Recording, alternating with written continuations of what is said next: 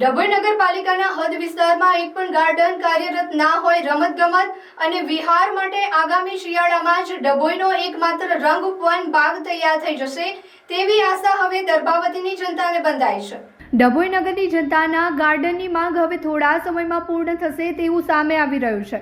ડભોઈ નગરપાલિકા દ્વારા નગરને શોભનીય એવો રંગવન બાગ છેલ્લા ઘણા વર્ષોથી બિસ્માર થઈ ગયો હતો, જેને નવીન બનાવવા માટે રૂપિયા 2,40,00,000ના ખર્ચે નવીન બનાવવામાં આવી રહ્યો હતો. આમ જોવા જઈએ તો આ ગાર્ડનનું કામ 90% જેટલું પૂર્ણ થઈ ગયું છે.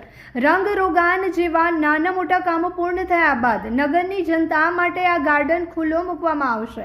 લોકોમાં હવે આશા બંધાય છે કે આગામી શિયાળામાં આ બાગ ખુલ્લો મુકાઈ જાય તો સ્વાસ્થ્યને ધ્યાન રાખીને વડીલો, બાળકો, યુવાધન મોર્નિંગ વોક કરી શકે. ડભોઈ નગરમાં એકમાત્ર બાગ તૈયાર થશે તો જનતાને સાંજના સમયે વિહાર કરવાનું સ્થળ મળી રહેશે. મળતી વિગતો અનુસાર ગાર્ડનનું કામ 90% તો પૂર્ણ થઈ ગયું છે, એટલે આગામી ટૂંકા ગાળામાં આ ગાર્ડન જનતા માટે ખુલ્લું મુકાય તેવા એંધાણ જોવા મળી રહ્યા છે.